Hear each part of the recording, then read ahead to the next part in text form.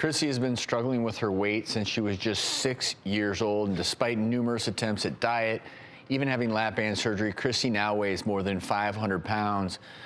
Chrissy, we were alluding to your future, which we are about to get to, but also you've gone through certain things like lap band surgery, and there's not a one-size-fits-all approach. But if you're honest with yourself, sitting on the stage, hearing everything you heard from Dr. Jampolis, can you visualize yourself now at a healthier weight? Can you see that? I'd like to say yes, but I don't know what it feels like. It feels like it's just so lofty, you know, that it's hard to like grasp all of it. I think that it feels encouraging to have support and somebody that has a plan, because I'm at the end of it. I don't have a plan left, and that's why I'm here. And since what you've tried in the past didn't work, we're going to try something different. I want to introduce bariatric surgeon Dr. Nishi, who also examined Chrissy this week. And we saw you did an ultrasound as well of her liver. What did you find with that? Right, so in our office, we did an ultrasound of Chrissy's abdomen to look at her organs, and specifically her liver. And what we did is we measured the size of her liver and saw that it was extremely large, probably about 3 times the normal size of what we would expect to see in an individual.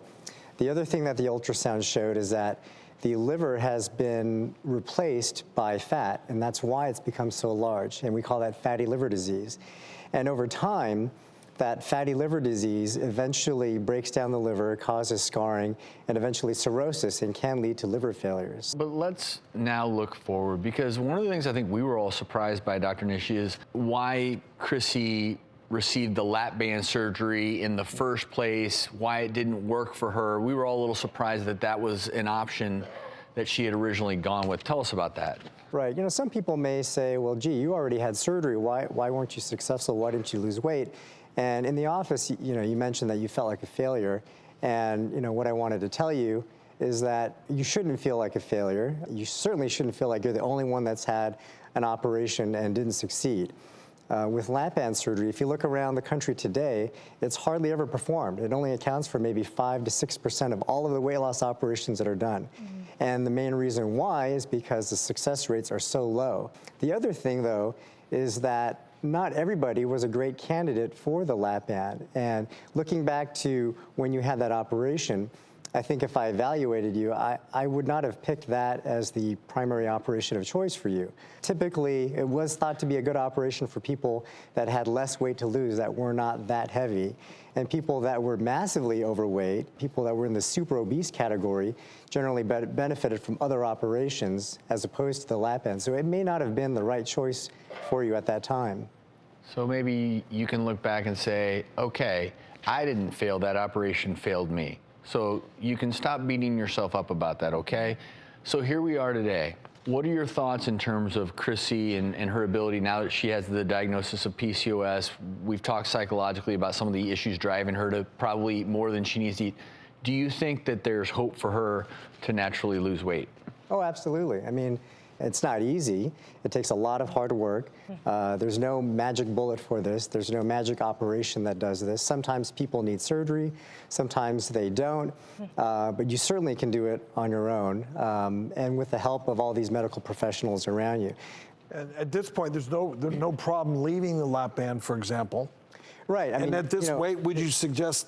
Well, it's already there, and actually you're not using it right now because the fluid has been removed. So the great thing is that you know, you can go forward with lifestyle modification and do all of that, and on top of that, you still have the ability to utilize the band that you have in place.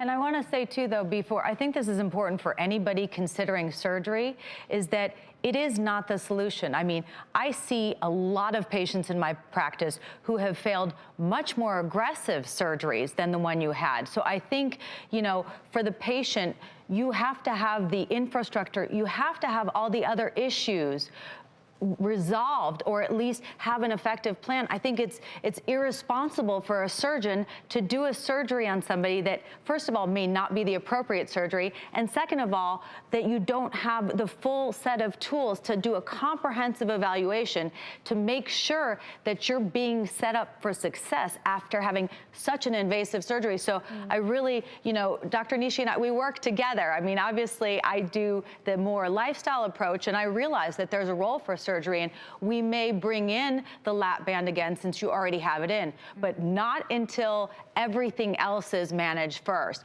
to set you up for success.